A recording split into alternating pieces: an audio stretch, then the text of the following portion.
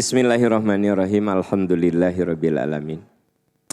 Ibu Bapak, hari ini kita akan menamatkan materi tentang senyum keabadian. Sebelum itu, saya perlu menyampaikan berita duka cita. Innalillahi wa inna ilaihi raji'un. Telah berpulang ke rahmatullah pada hari Kamis sore jam 16.15. Salah seorang guru saya dan juga sesepuh di Percikan Iman, Yayasan Percikan Iman. Ibu Hajah Mami Tumbeleka. Saya manggilnya Emak. Jadi panggilan akrab saya kepada beliau itu Emak. Ibu Mami Tumbeleka. Beliau itu menghabiskan waktunya untuk pendidikan. Dan beliau seringkali memberikan arahan-arahan kepada kami saat kita membuat sekolah TK, playgroup, SD, sampai ke SMP, itu beliau banyak memberikan kontribusi. Allahumma gfir laha warhamha wa'afiha wa'fu anha wa akrim nuzulaha wa wasi madkhalaha. Beliau sangat concern dengan pendidikan. Walaupun sudah berusia senja tapi semangatnya luar biasa.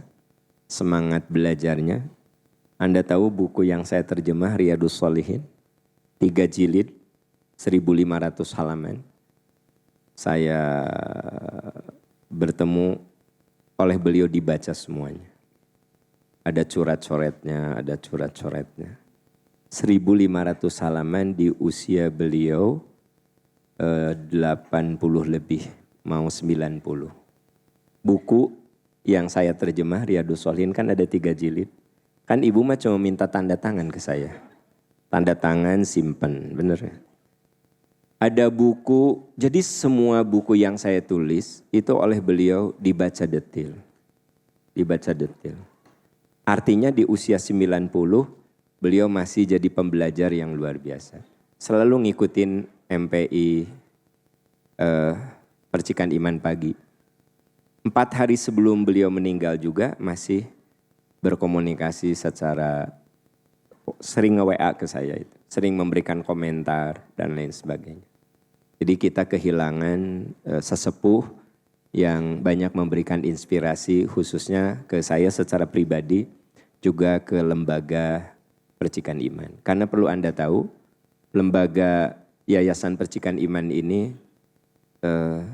tidak jadi begini, tapi banyak kontribusi pemikiran dari orang-orang soleh dan hebat.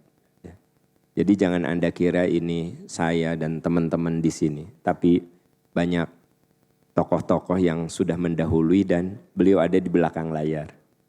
Saya sering konsul, diskusi, beliau ngasih arahan. Nah, salah satunya adalah Emak. Ibu Mami Tumbeleka ini, ya. Kemudian informasi berikut juga ada ibunda dari Ibu Olin. Beliau, Bu Olin ini yang membersamai saya, Ibu yang dengar di Radio OS, itu beliau yang mengatur siaran saya. Dan itu sudah puluhan tahun, ya. Bisa menjangkau pakai radio streaming ke luar negeri kemana. Itu ada di belakang saya Bu Olin. Nah Bu Olin ini dari mulai aktif sampai sekarang sudah pensiun, bayangkan. Masih nemenin. Saya mah belum pensiun Ustaz Kamal ya gitu. Nah maksud saya betapa semangatnya luar biasa. Nah mohon doa, ibunya sedang sakit di Purwokerto. Semoga Allah memberikan kesembuhan dan sakitnya menjadi pengangkat derajat di sisinya, gitu ya. Kemarin sudah kita bahas tentang kalau ingin senyum di saat berpulang, justru kita kudu banyak menangis sekarang. Bukan banyak. Jadi ada tangisan yang membuat kita akan senyum abadi. Pertama tangisan khusyuk, ya. Yang kedua tangisan taubat. Yang ketiga tangisan tadabur, ya. Itu tangisan yang membuat kita tersenyum di saat berpulang gitu. Jadi ternyata untuk senyum di saat pulang, karena Bapak Ibu sahabat-sahabat, di dalam surat Fussilat disebutkan dengan jelas bahwa innalladzina qalu rabbunallah, orang yang mengatakan Tuhan kami Allah, tsumastaqamu, dia istiqomah. Tatanazzalu alaihimul malaikah, malaikat akan turun menyambut ruh orang itu. Jadi ruhnya disambut. Apa kata malaikat? Alla takhafu wa la tahzanu wa absyiru bil jannatil lati kuntum tu'adun. Jangan takut, jangan sedih, surga menunggu kamu. Senyumlah dia. Ruhnya itu tersenyum. Kenapa? Karena surga menunggu kamu. Sampai ruhnya mengatakan, qaddimuni, cepat saya kuburkan, cepat saya kuburkan. Jadi menurut hadis itu, orang soleh mah kalau meninggal ingin segera dikuburkan. Karena ingin segera menikmati apa yang dijanjikan oleh malaikat rahmat, surga menunggumu. Nah, ternyata untuk mendapatkan senyum keabadian itu, justru kita kudu menangis karena khusyuk, menangis karena tadabur, menangis karena tobat gitu. Jadi senyum tapi kudu kita sering terharu ya dengan itu. Nah sekarang kalau tadi mah senyuman yang bisa membawa kita tangisan yang membawa pada, nah sekarang langkah agar meraih senyum keabadian. Langkah agar kita meraih senyum keabadian. Saya perlu tegaskan, senyum itu kan simbol bahagia, simbol senang, ya kan? Gitu. Masih ingat apa yang dikatakan Ali bin Abi Thalib waktu di awal kajian ini saya sampaikan, kata Ali, saat kamu lahir dari rahim ibumu, kamu nangis. Orang-orang sekitar tersenyum. Begitu kita lahir dulu, itu orang tua kita senyum. Yang membantu kelahiran, senyum. Ya. Kakek nenek kita senyum. Tapi kitanya nangis. Dan makin tangisan itu keras makin bagus. Lahir, wah itu bagus. Awas jangan salah paham. Si bungsu mandemni bager brol teh. Itu teh butut. Jadi justru bayi mah mau nangisnya keras bagus. Bukan dah bager atuh teh nangis. Begitu brol teh butut itu teh. Justru kudu wow, wih kata dokter bagus nih. Ya kan? Merah, wah gitu kan. Tah nanti kata Ali bin Abi Thalib, saat kamu mati biar kamu yang tersenyum. Orang hidup yang menangisi kamu. Jadi Bu, Pak, kalau kita meninggal tuh, wah kita nanti happy. Tapi orang hidup mah sedih. Berarti itu ciri orang baik.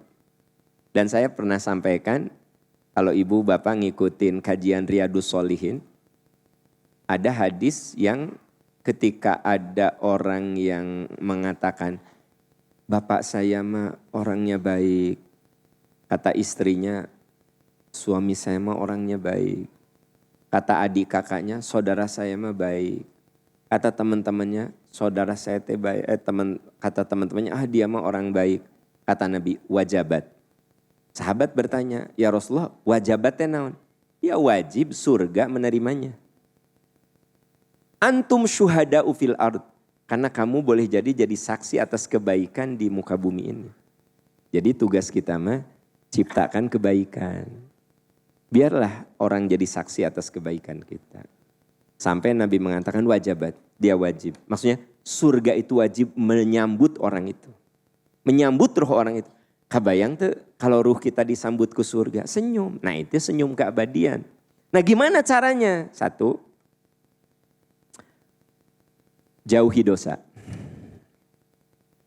Satu, jauhi dosa. Ya. Ini dijelaskan di surat An-Nisa ayat 31. Ya. Surat An-Nisa ayat 31. Nah dibacakan dulu oleh Ustadz Kamal, baru akan saya elaborasi ayat itu. Baik Bapak Ibu, dibuka Quran surat An-Nisa ayat 31. Ada di halaman 83. A'udzu billahi minasy syaithanir rajim. In tajtanibu kabaira ma tunhauna anhu nukaffir ankum sayyiatikum wa nudkhilkum mudkhalan karima. Shadaqallahul azim. Ya, Ibu Bapak, ayat itu mengatakan intajtanibu, jika kamu menjauhi dosa-dosa yang besar dan dosa-dosa yang terlarang, jadi ada dosa besar, ada dosa kecil. Nukafir ankum sayyiatikum, kami hapus kesalahanmu. Wa nudkhilkum mudkhalan karima, dan kami akan masukkan kamu ke dalam surga. Nah Ibu, Bapak, susah mana sholat duha dengan meninggalkan gosip? Susah mana? Saya tahu dua nana susah, iya mah kalau dibanding-banding. Susah duha, susah meninggalkan gosip mana? Berarti Ibu, meninggalkan dosa itu lebih susah daripada melakukan ibadah. So. Saya tahu datang ke sini teh susah, Pak. Susah. Tapi lebih susah lagi meninggalkan dosa. Makanya pernah zaman Rasul ada seorang Arab gunung, Ja'a Robiyun. Datang seorang Arab gunung. Arab gunung itu maksudnya orang dari daerah yang lugu, tidak pakai basa-basi gitu. Di tengah forum, ya Rasulullah, kalau saya hanya melakukan sholat yang wajib saja, puasa yang wajib saja, pokoknya mah saya cuma melakukan yang wajib-wajib saja. Saya tidak sholat sunnah, duha, tahajud, rawatib. Saya tidak saum Senin Kemis, tidak saum duha Daud. Pokoknya saya mah yang wajib saja. Saya bisa masuk surga enggak? Jadi jawab pertanyaan teh nu lugu teh nu kan Anda polos kan Anda masuk iya nanti sok naonnya sok hayang kalem gitu. Jadi dia tuh nanyanya lugu, tidak ada beban. Ya Rasulullah, ya saya mah cuma yang wajib-wajib saja. Sholat sunnah, puasa sunnah saya nggak lakukan. Tapi saya bisa nggak saya masuk surga? Jawaban Nabi bisa. Majtunibal kabair, tapi tinggalkan dosa ya. Bu dengar sayang, Pak, andaikan kita ini nggak pernah melakukan yang sunnah-sunnah. Kan ari Anda mah sunnah, masya Allah tabarakallah.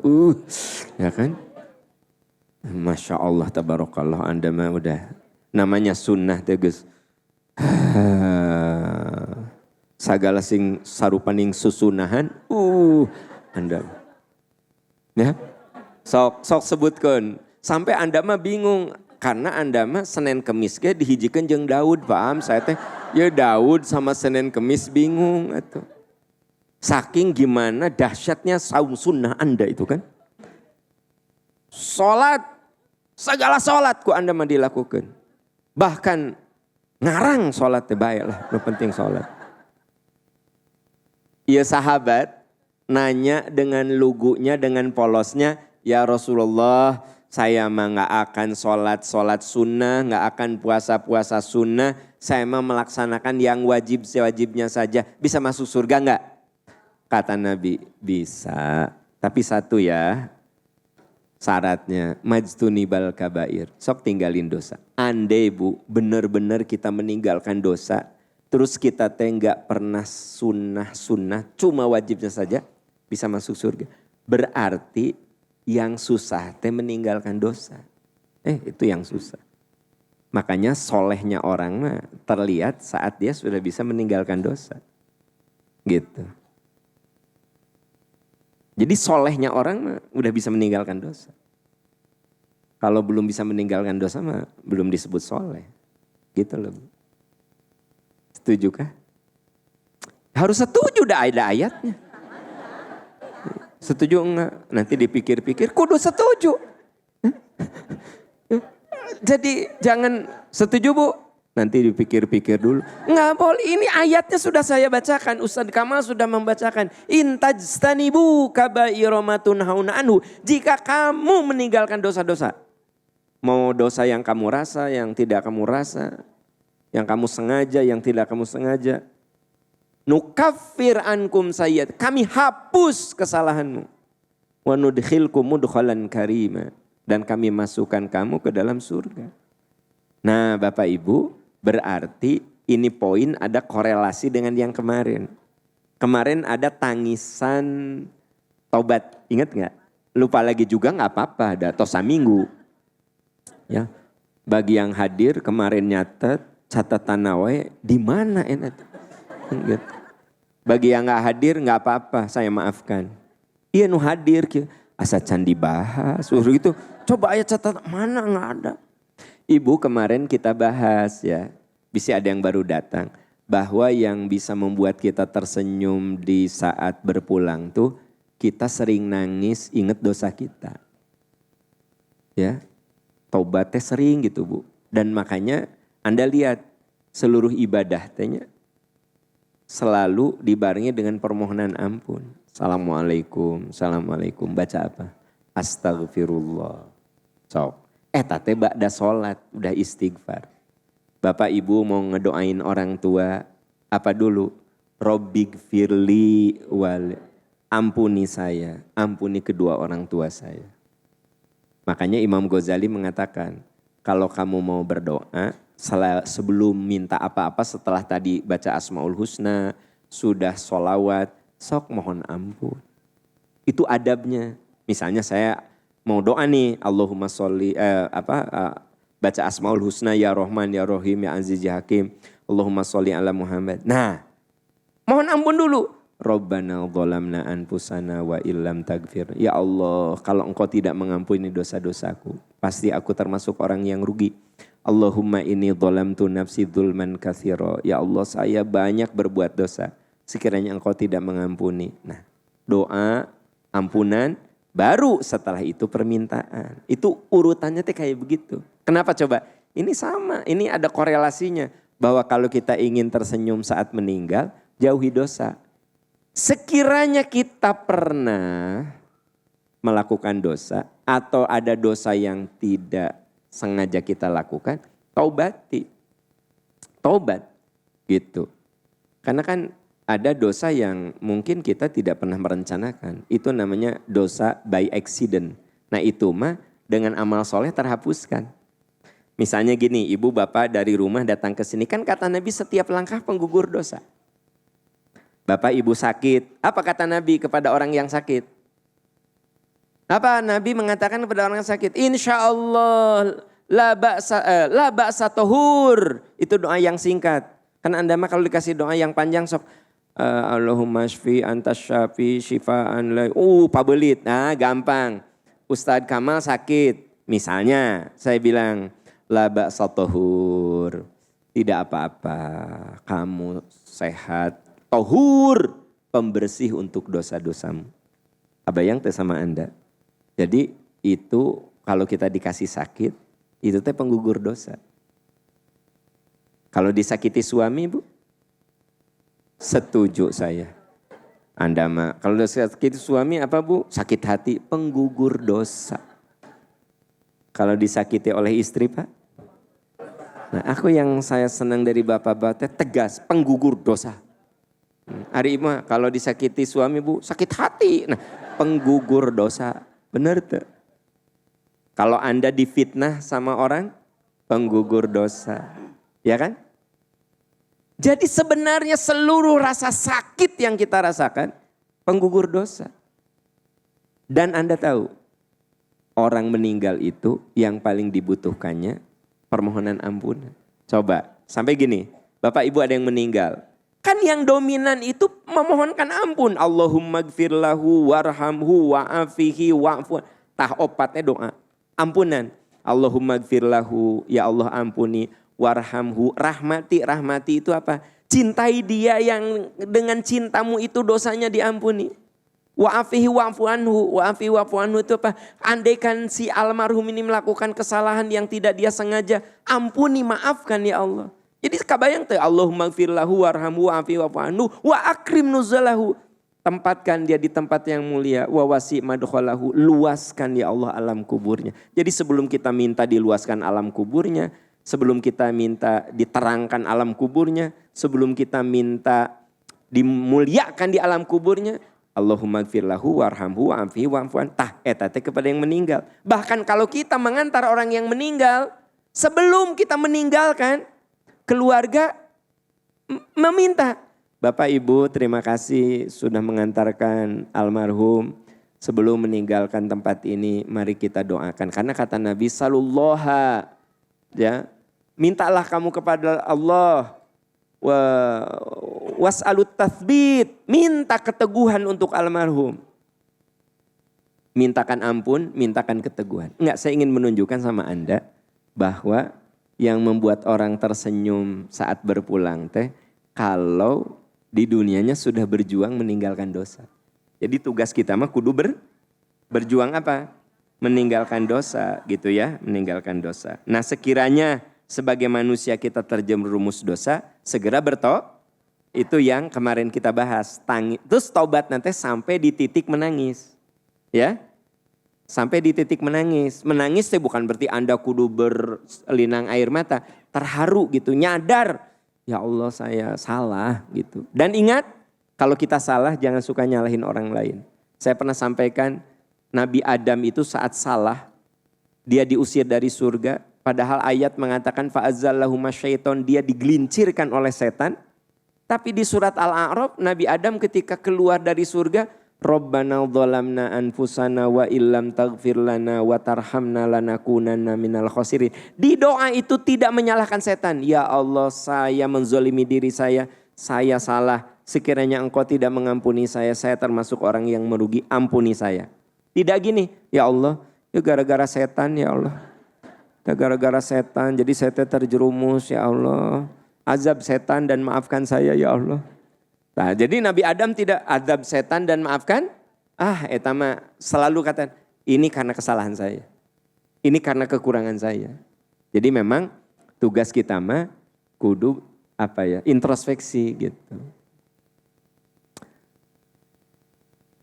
Kang Kamal, kalau Kang Kamal misalnya badannya overweight, itu salah makanan atau salah Kang Kamal? Jawab tong ningali. Oh, salah Kang Kamal. Jadi Kang Kamal nah jadi bulut gitu jadi badan. Iya tuangun Pak Aam. Nah tuh udah istri saya nyiapin makan. Tetap baliknya keputusan di kita ya. Sok makanan diri. Mana di undangan segitu banyaknya. Kan pilihannya ke saya. Ini. Jadi ibu jangan suka nyalahin makanan. Awas. Ibu kolesterol tinggi, asam urat tinggi. Da iya mertua bager pisan atau merete jeroan weh. Nah, ibu teh asam uratna tinggi, kolesterolna tinggi ya kan? Ibu teh kieu, da iya mertua atuh da naon sih jeroan weh mana ada resep jeroan teh. Iya da mertua, ibu tong nyalahkeun mertua. Gitu. Jadi memang kita mah jadi orang teh jangan suka saya nih di sini nih tausiah. Misalnya semua yang hadir di sini lebih dari 1.500 ini ada yang nunutan gitu, aya nu kieu. Yang masih kuat teh yang depan we eta geus bareureum matana teh. Da ngahargaan saya merugus burung. Aya 3 watt. Ari nu di ditu mah komo nu nyender mah geus kararieu. Saya teh enggak boleh nyalahin Anda. Saya enggak boleh. Ibu coba ya. Saya minimal hargai saya lah. Saya sudah siapkan materi ini berjam-jam. Tadi malam sampai saya kurang tidur. Supaya saudara-saudara memperhatikan saya. Saudara tidak menghargai saya. Nah, jangan gitu. Matak Bapak Ibu guru, Bapak Ibu dosen. Kalau mahasiswa tidak memperhatikan. Kalau ngagambar Anda gitu kan. Ayat tadi dia kalakuan ngagambar dosen. Ngagambar. Ya. Sugante nyatet ngagambar dosen. Aya nu ngobrol ini. Saudara, lihat ke saya. Aya dosen nu marah-marah gitu. Keliru kuduna kieu. Kenapa ya mahasiswa saya nggak aware ke saya? Kenapa ya mahasiswa saya nggak? Oh mungkin omongan saya tidak inspiratif. Mungkin omongan saya tidak powerful. Karena ngomong tuh udah ada power. Udah ada powernya kan gitu. Oh berarti saya kudu latihan power. Oh vokal saya nggak bagus. Ya kan ayah kalau ngomong. Nah itu. Kita nah. Oh tuh vokal. Kebayang tuh. Lamun Anda dengar ceramah gitu. Apa? Tunuh lep gitu. Berarti saya kalau ingin jadi pembicara yang bagus, vokal. Kudu jelas. Ya. Retorika kudu bener. Ya. Power kudu ada. Gitu. Nggak boleh tiba-tiba saya jadi dosen marah-marah sama mahasiswa. Karena mahasiswa pada ngobrol, mahasiswa nggak memperhatikan. Salah. Tanya ini saya sudah apa kekurangan saya.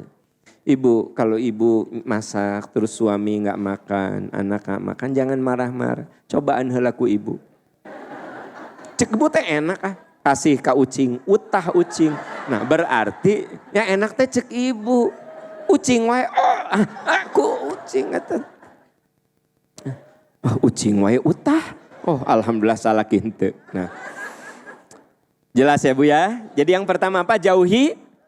Sekiranya kita pernah terjerumus segera itu poin yang kemarin dibahas, menangis karena Yang kedua, asah jiwa dengan ibadah. Nih, kalau ingin senyum keabadian tuh asah jiwa dengan ibadah.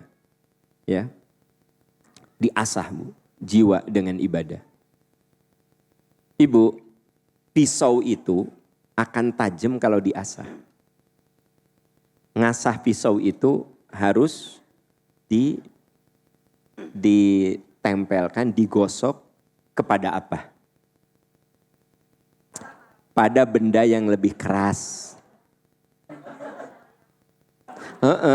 Terserah asahana mah ektina besi, ektina baja.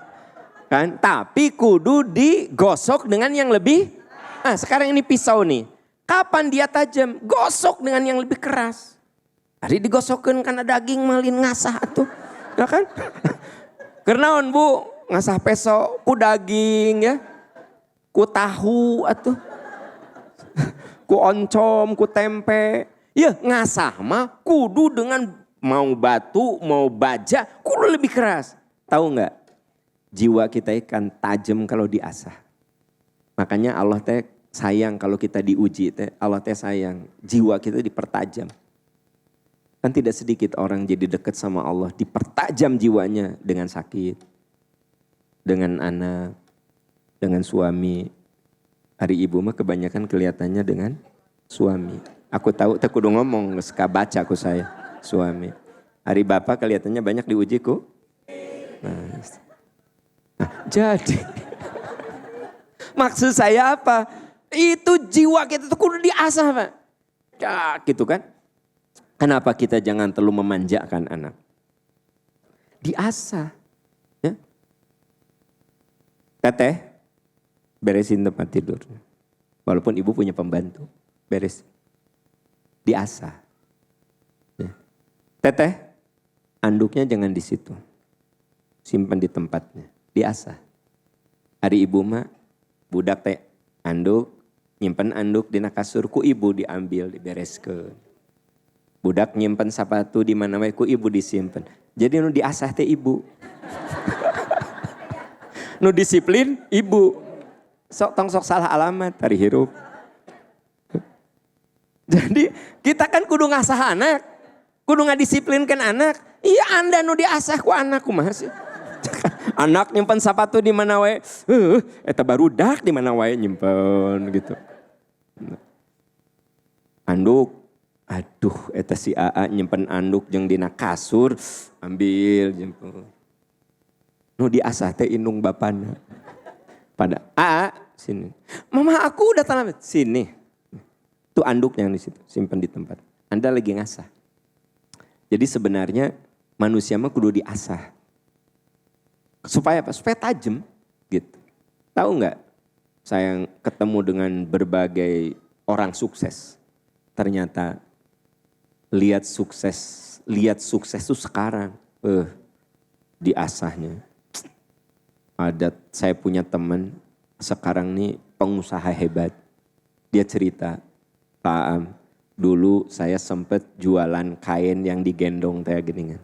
Tahu? Kan dulu mah geningan, sok aya nu jualan kain, digendongnya, digembol kan gitu. Ya, keliling kan gitu. Pak Am, saya teh, jadi dia kerja di tempat garment, terus dia beli yang sisa-sisa, terus dia jual. Sekarang Bu, kayaknya luar biasa. Tapi memang dia itu diasah gitu. Jadi sebenarnya kadang kita kudu melihat penderitaan itu adalah asahan untuk mempertajam. Dan saya bilang tadi, pisau itu diasah dengan sesuatu yang keras gitu. Itu jadi tajam gitu. Kalau kita sudah terasah, nih Bapak Ibu dosen saya yakin lah. Lihat aja tesisnya. Ya dibikin orang kebaca. Udah langsung. Bapak Ibu dosen lah yang nonton di YouTube. Kalau udah terasah, baca salinnya juga. Itu. Ya neron. Kebaca. Asal terasah. Gitu. Jadi apapun, Ibu kalau udah terasah, datang ke restoran, iya mah pakai kapulaga, gula, saledri, namanya laja. Kenapa? Anda terasa, sok Kang Kamal, kemana? Dukanya ya teh, duka dah ya teh. Sok orang yang udah terasah lidah nama mau masak, teu kudu nanya resep. Oh iya mah ini langsung dia bikin bisa lebih enak. Kenapa? Terasa. Jadi sebenarnya yang namanya manusia itu kudu diasah terus. Dan Anda tahu yang namanya ngasah itu nggak sebentar. Nah, jiwa kita kalau ingin tersenyum saat mati diasahna ku ibadah. Diasahnya dengan apa? Nah, Ibu, Bapak datang ke sini Anda tuh ngasah jiwa dengan ibadah. Saya mah yakin dah, orang yang datang ke Masjid Peradaban Arjasari mah benar-benar geus terasah. Kabayangkeun persiapannya dari hari kemarin atuh. Geus ngistrika, geus sagala kemana sabab dari malam teh nyebunya. Bapak mah moal lah santai we, Bapak mah tong sok legeg, Bapak mah langsung pergi lah. Istri mah wah gitu kan. Orang masih bobo ya geus nyetrika kan gitu, bener enggak? Kenapa mama? Enjing mama mau ke? Jadi tapi Bu, percayalah Anda terasah jiwanya. Makanya saya bilang sama teman-teman, kalau saya ceramah di TSM dengan di Arjasari, beda itu. Jadi yang di Arjasari mah benar-benar manusia pilihan. Nu imannya teh udah di atas rata-rata. Mun sakola mah geus postdoktoral. Mun bahasa Inggris mah geus advance. Mun pengajian di Arja. Tapi kalau pengajian di TSM gitu ya, eta mah kan maksudnya baru menengah lah gitu ya. Mau menengah, jadi di kota tuh Bu, angkot banyak. Kan dia mah kan angkotnya kudu sewanya punya. Kudu koordinasi, kudu ada koordinator, kudu ada yang bagian nagihan ke teman-teman, bener kan? Ari ngaji di TSM mana gitu. Mangga Bu. Innalillahi wa inna ilaihi. Aya nu ngantunkeun cenah. Nah Bu, ya.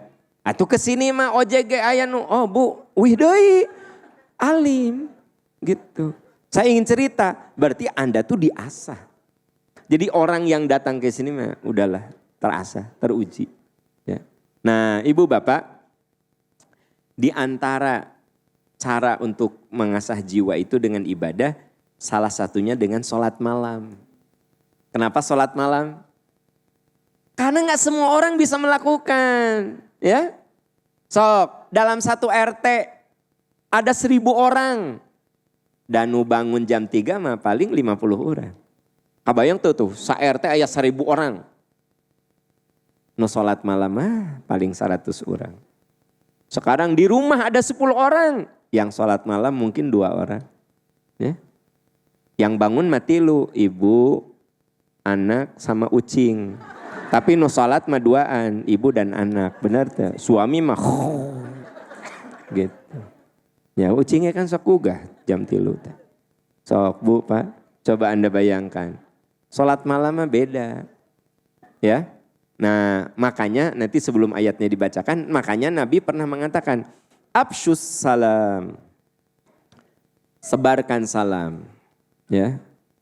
Yang dimaksud menebarkan salam teh, nggak apa-apa ini kupu-kupu tuh. Bukan. Dia senang sama orang baik. Kan gitu. Bu, absyus salam, sebarkan salam. Yang dimaksud sebarkan salam apa? Jadi orang yang senang berdamai. Jadi absyus salam tuh bukan hanya menyebarkan salam. Naik ke kereta, Assalamualaikum guys, Assalamualaikum. Datang ke bioskop, Assalamualaikum guys. Datang ke restoran, Assalamualaikum guys. Bukan gitu. Ya, sebarkan salam, betul salah satunya bila bertemu ucapkan salam.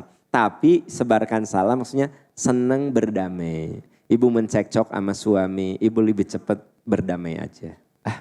Capek aku lupa diem-diem sama suami, ibu yang mendahului damai. Kata Nabi, wa khairuhuma mayyabda'u bis salam. Sebaik-baik orang yang bermusuhan itu yang memulai perdamaian. Ya, ibu teh senang berdamai, ciri ahli surga. Tapi kan masalahnya ibu mah kieu sok aing empak kuat-kuat. Orang mah saminggu ge teu ngomong kuat sok, manehna kuat moal sok aing mah sok. Tabu mun pengen masuk surga jangan gitu sayangnya, jangan. Kudu seneng husnuzon sama orang, seneng bahagia dengan kebahagiaan orang. Orang sedih ngadoakeun, ikut sedih, bahagia ikut bahagia. Absus salam, wasilul arham. Sambungkan silaturahmi. Ini kunci surga nih kata Nabi. 1, sebarkan salam. 2, silul arham. Apa silul arham? Silaturahmi yang paling hebat ke siapa Pak? Nah ada yang jawab silaturahmi yang paling hebat tuh ke orang tua. Kalau menurut saya itu mah gak usah diomongin lagi, udah jelas. Benar tuh. Silaturahmi yang paling hebat adalah kepada orang yang dia benci sama Anda murka sama dia. Sok. Misalnya gini, kalau saya silaturahmi dengan Ustadz Kamal, gampang. Dia orang baik, gampang. Tapi kalau saya tahu orang itu memfitnah saya, menghinakan saya, menistakan saya, geluh. Dia teh ngelakukan itu kan berarti benci banget sama saya. Saya tuh disebut namanya aja migrain. Kebayang tuh? Kalau mau silaturahmi kepada yang bikin kita migrain. Sok. Itu. Jadi yang kedua yang kedua wa'at imut to'am. Berbagi, rajin menolong orang, ya seneng gitu nolong orang. Imut to'am itu hasilnya sering membagikan makanan. Jadi orang nanti dermawan, orang nanti nggak hitungan. Udahlah, orangnya nggak hitungan. Kan ibu mah suami gede, ayah waktu itu pinjam 50.000. Ayah nambut kamar, ira itunya hilang. Ayah teh nambut ka mama. Naon bu, gitu. Yang saya ceritakan mistos apa fakta? Ibu sok nagih ke suami. Matak bapak tong injem gerak. Ukeun salah bapak. Mah ukeun 50.000. Tapi yakin teu aya, bener. Nah eta masalahna. Matak bapak mah nambut. Pas gitu teh ayah nambut ayah 50.000. Bapak tong nolak. Kia atuh mah atuh kan halal kena kanti ayah. Ente kan tos jadi nu mama. Nu kitu emang rada susah asup surga karena rada susah Jadi orang nanti hitungan pisan. Kuduna imut to'am. Terus Wal qiyam wan nasu niyam. Bangun malam saat orang masih tidur. Berarti itu salat apa? Salat malam, ya salat tahajud. Wal qiyam, kamu bangun. Wan nasu niyam, saat orang-orang masih tertidur. Jadi biasakan kita ini selalu bangun di atas rata-rata orang. Apa Pak? Bangun di atas rata. Kalau orang biasa bangun jam 4, orang mah jam 3. Ya gitu. Kata ibu teh dah di rumah saya mah rata-rata jam 6, saya jam 5. Jangan maksudnya. Ibu mah hari dinasehatan kalau kaki. Oh bangun di atas rata-rata orang. Di rumah aku kan rata-rata jam 6. Ya udah aku jam 5. Maksudnya rata-rata orang banyak gitu. Kalau rata-rata bangun jam 4 ya kita bangun jam 3. Ya. Jadi kata Nabi sok. Kalau kamu tadkhulunal jannata bisalam. Kamu akan masuk surga dengan tersenyum, dengan selamat, dengan happy. Ya, itu orang yang mengasah diri dengan ibadah. Yaitu apa tadi? Sebarkan kedamaian, terus silaturahmi, terus berbagi, terus sholat malam pada saat orang masih tidur. Nah, Ustadz Kamal tolong dibaca surat Al-Isra. Ayat 79. A'udzu billahi minasy syaithanir rajim. Wa minal laili fatahajjad bihi nafilatan lak.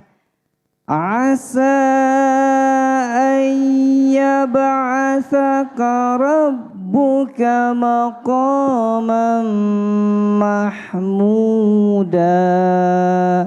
Sadaqallahul azim. Nah, coba perhatikan di sini. Wa minal lail, dan pada sebagian malam. Fatahajjad bihi nafilatan laka.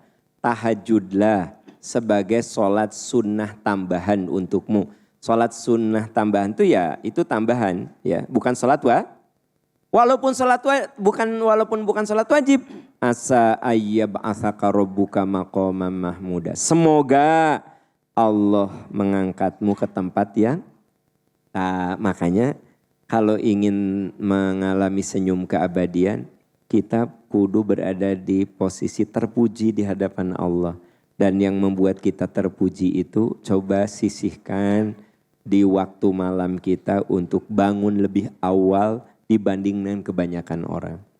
Apalagi ada hadis lain Bu yang mengatakan alaikum biqiyamil lail. Biasakan kamu sholat malam. Fa innaha da'bus sholihin. Itu kebiasaannya orang soleh. Jadi jangan dulu merasa soleh kalau tahajud sekali absen 3 minggu. Bu, kalau tina saminggu absen 2 oke lah. Kan tina saminggu 7 malamnya ada 5 malam isi 2 malam kosong. Iya mah tina satahun 3. Oh parah. Terus geus kitu teh merasa diri orang alaikum biqiyamil lail fa innaha da'bus sholihin. Biasakan kamu sholat malam. Itu kebiasaannya orang-orang soleh. Mukaffiratun lisayyi'at, karena sholat malam itu menghapus dosa-dosamu. Ingat tadi Bu, poin pertama apa? Menjauhi dosa. Terus ingat poin sebelumnya bahwa ada tangisan yang menggugurkan dosa, itu tangisan ternyata mengasah jiwa dengan ibadah, kata Nabi alaikum biqiyamil lail, biasakan kamu sholat malam fa innaha da'bus sholihin, itu kebiasaan orang soleh. Mukaffiratun lisayyi'at, penghapus dosa-dosa. Wa manhatun anil itsmi, membuat kamu punya kekuatan menjauhkan diri dari dosa. Jadi sholat malam itu Pak, kalau dia rem teh jadi pakem gitu. Saya sholat malam tadi, ketemu Kang Kamal, walaupun ustad kan dia manusia, kadang sok ngagosip oge. Contoh ya Kang Kamal mah gak pernah, ya mah contoh dah ustad-ustad geda manusia kan gitu. Saya teh udah tahajud, tadi malam tahajud. Kang Kamal ngajak gosip ke saya. Ada karena remna pakem dong, Kang. Ngobrol sejen lah, ngobrol yang lain daripada ngagosipi dosa sok ngobrol apa. Remnya kuat, terjadi dia. Besoknya saya nggak tahajud. Nu kamari teh naon teh. Nu kamari kan eka gosip sok ayeuna naon. Tah remna belum. Jadi kalau kita rajin sholat malam, dosa apa rem teh pakem gitu loh. Sakali kita sholat malam langsung ditagih. Ari kamari teh ngomong ke naon. Kenapa dosa? Ente ngeblong ya, lagi blong. Jadi teman-teman, Bapak Ibu, sahabat tercinta, ternyata sholat malam itu rem ya kan gitu. Dan ayat ini tadi mengatakan Allah angkat derajat gitu. Nah Ibu, orang suka nanya apa sholat malam dan tahajud itu bedanya apa? Gampang. Kalau Aisyah Bunda Aisyah dalam hadis Sahih Bukhari Muslim menyebutkan sholat itu 11 rakaat. Yusolli arba'an, yusolli salasan. 4, 4, 3. Jadi ibu bisa malam tuh 4 tanpa tahiyat. 4 tanpa tahiyat, 3 tanpa. Tapi sholatul laili masna fa idza khasya ahadupus subha falyutir biwahidatin. Sholat malam itu boleh 2, 2, 2, 2. Bahkan kamu boleh witir dengan 1. Jadi gini Bu, gini nih. Formasinya gini. 4, 4, 3. Tanpa tahiyat awal. Atau 2 salam, 2 salam, 2 salam, 2 salam. Berapa tah? 8. 3 salam. Berapa? 11. Atau 2-nya 5 kali. 2, 2, 2, 2. 10 kan? Baru 1. Bebas. Pak Am saya mah bisanya cuma 2 gak apa-apa. Kang Ustadz Kamal, Ustadz kadang sok kasiangan kan dia. Misalnya bangun sekarang subuh 4:30 kurang. Bu, sebut sajalah jam 4:21. Kang Kamal teh jam 4:10 baru bangun. Tapi masih sempat sholat 2 rakaat, boleh? Atau Kang Kamal ini sholatnya cuma witir 3 rakaat, boleh? Boleh. Jadi sebenarnya yang 11 itu bukan berarti harus 11, enggak. Paham ya? Bisa 2, bisa 4, bisa 6, bisa. Atau memang cuma witir saja. Saya bangun jam 3. Saya mah cuma witir saja sampai jam 4. Boleh? Witir sampai jam 4 boleh? Enggak, saya bangun jam 3. Saya mah niatnya cuma witir tapi sholat witir nanti sampai jam 4, dari jam 3 saja boleh? Boleh, dah bacaan saya Al-Baqarah kamu mah. Sok disamakeun wa inna atena dan wal asri. Saya rakaat pertama Al-Baqarah, rakaat kedua Ali Imran, rakaat ketiga An-Nisa. Lin keren-keren contoh. Aku gak sehebat itu. Aku kembali ke kulhu inna atena wal asri. Jadi artinya kalau misalnya orang saya mau witir saja. Hah? Kamu dari jam 3 sampai jam 4 witir? Iya. Nah, berarti dia mainnya di surat yang panjang. Ya gak apa-apa. Ayah sholatnya 11 rakaat, 11 menit Ustadz. 11 rakaat, 11 sarakaat Allahu Akbar, 4 salam kan. Ternyata 11 rakaat 11 menit. Ada yang satu mah cuma witir saja 1,5 jam. Karena suratnya panjang. Makanya yang tidak kalah penting dalam sholat malam itu dengar ya, bukan rakaat kalau udah advance. Tapi warattilil Qur'ana tartila. Sebanyak-banyaknya kamu baca Quran. Jadi sebenarnya kalau udah advance mah sudah tidak mikir rakaat. Mun masih pemula rakaat. Alhamdulillah 11 rakaat. Gugah jam sabaraha? Jam 4. 11 rakaat. Mohon alhamdulillah. Keburu loh aku. Jam 4. 11 rakaat. Nah. Hari model Ustadz Kamal mah 11 rakaatnya jigana di jam 2 beliau. Baru tah bisa 11 rakaat. Da suratna tuh keung atuh makmum. Moal maksud keung teh moal kuat lah nggak makmum ka Ustadz Kamal mah. Nah jadi artinya yang namanya sholat malam itu Bu bukan dilihat cuk tuk, bukan. Ya seberapa khusyuk, seberapa lama gitu. Jadi bisa saja gini, saya bangun jam 3 nih, baru 4 rakaat, doa saya banyak sekali. Udah gitu kebayang tuh bangun jam 3, saya sholat 4 rakaat, doa, kasih doa gitu jujuk. Allahu Akbar, adzan subuh. Gak apa-apa. Toh saya zikir dan wiridan doa. Wabil ashari hum yastaghfirun. Dan di mendekati waktu sahur mereka istighfar dan taubat. Jadi sebenarnya sholat malam itu sejatinya intinya bukan di jumlah rakaat. Bagi yang udah advance ya. Tapi bagi yang pemula malah pasti ngitung jumlah. Iya gak apa-apa. Kan semua orang punya makom, punya level. Tapi iya makan levelnya udah levelnya. Jadi levelnya sudah advance, sudah di atas rata-rata gitu ya. Nah terus yang berikutnya ya, yang keberapa sekarang? Nah, sucikan diri dari akhlak tercela. Sucikan diri dari akhlak tercela ya. Kalau ingin tersenyum saat berpulang, senyum keabadian, sok jauhi akhlak tercela ya. Ini ayatnya panjang, Ibu catat aja dulu. Surat Al-Hujurat ayat 11 sampai 12. Surat Al-Hujurat ayat 11 sampai 12 ya. Surat Al-Hujurat ayat Ustadz Kamal, karena ini ayatnya panjang, saya ambil inti-intinya saja. Nanti Ustadz baca yang pendek aja. Surat ke 49 ayat. Nah, ini diantara contoh yang harus kita perhatikan, sucikan jiwa kita dari akhlak tercela. Wahai orang beriman, ya ayyuhalladzina amanu la yaskhor qaumun min qaumin asa ayyakunu khairum minhum.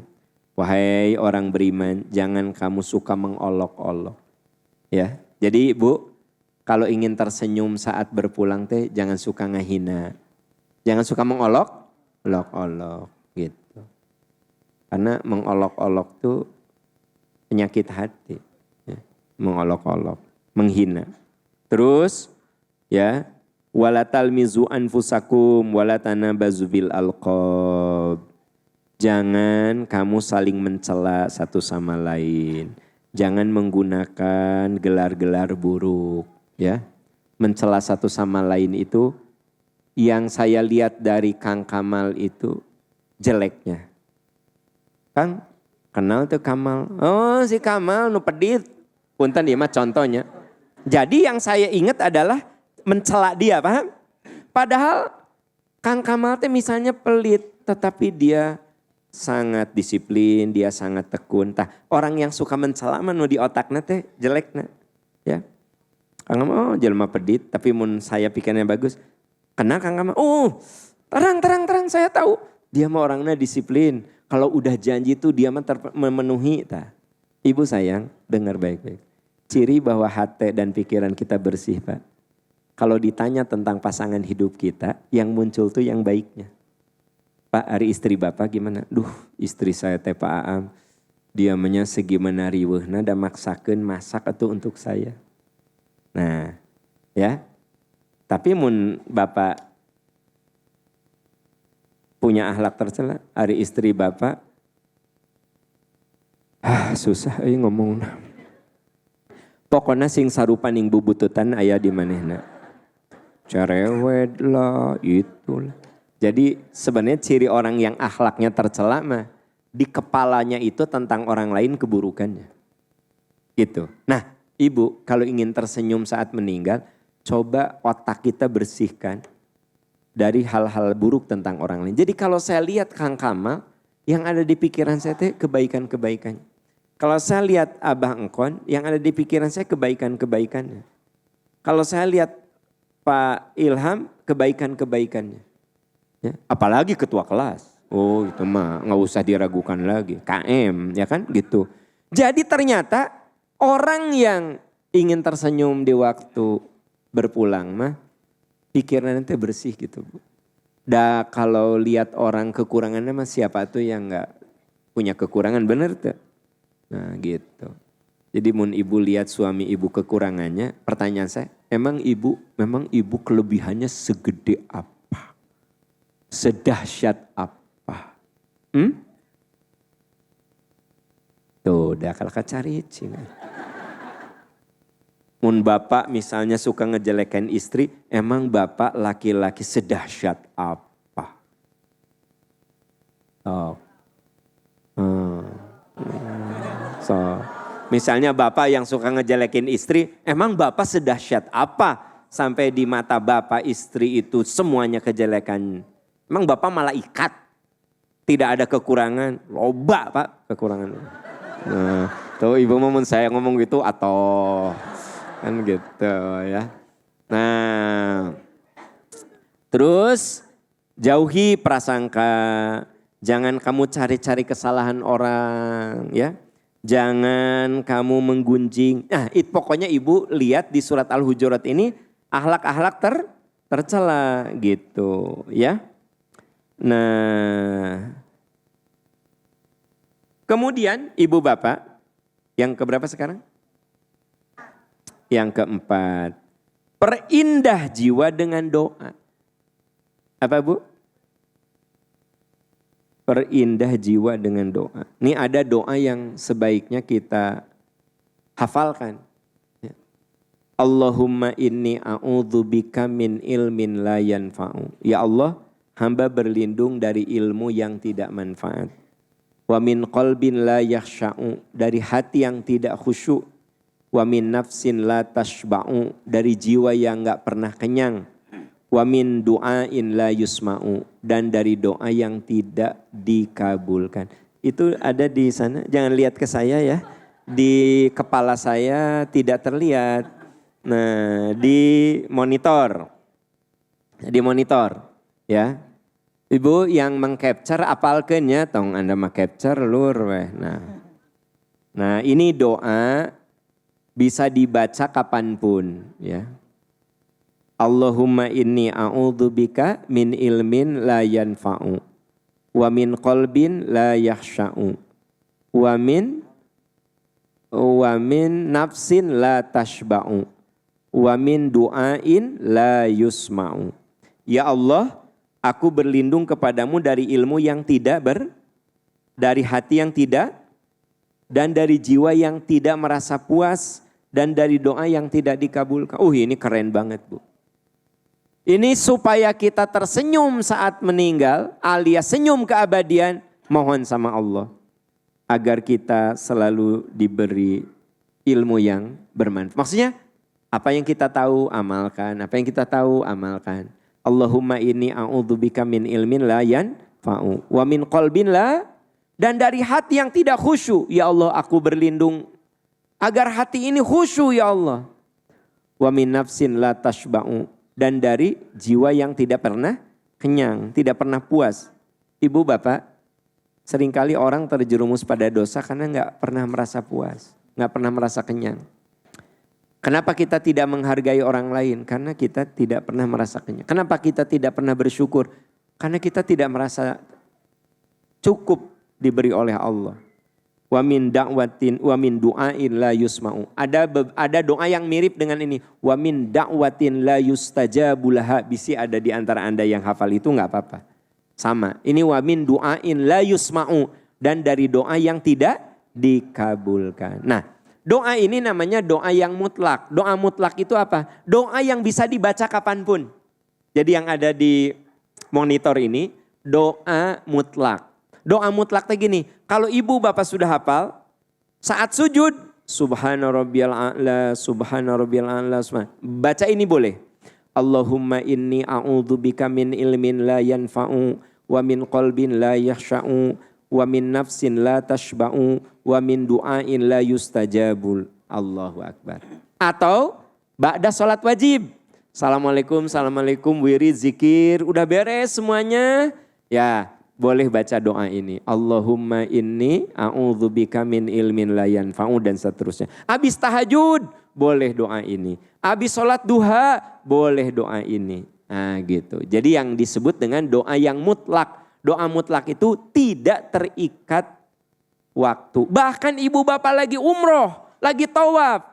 Setelah baca subhanallah walhamdulillah wala ilaha illallah wallahu akbar. Terus itu zikir diulang-ulangi. Anda masuk ke doa ini. Allahumma inni a'udzubika min ilmin la yanfa'u wa min qalbin la yakhsha'u wa min nafsin la tashba'u wa min du'ain la yusma'u. Gitu ya. Ini doa agar kita diberi hati yang hidup sehingga saat meninggal kita mendapatkan bisa merasakan senyum keabadian. Ibu bapak itu yang bisa kita bahas. Ya insya Allah minggu depan judul yang baru. Ya.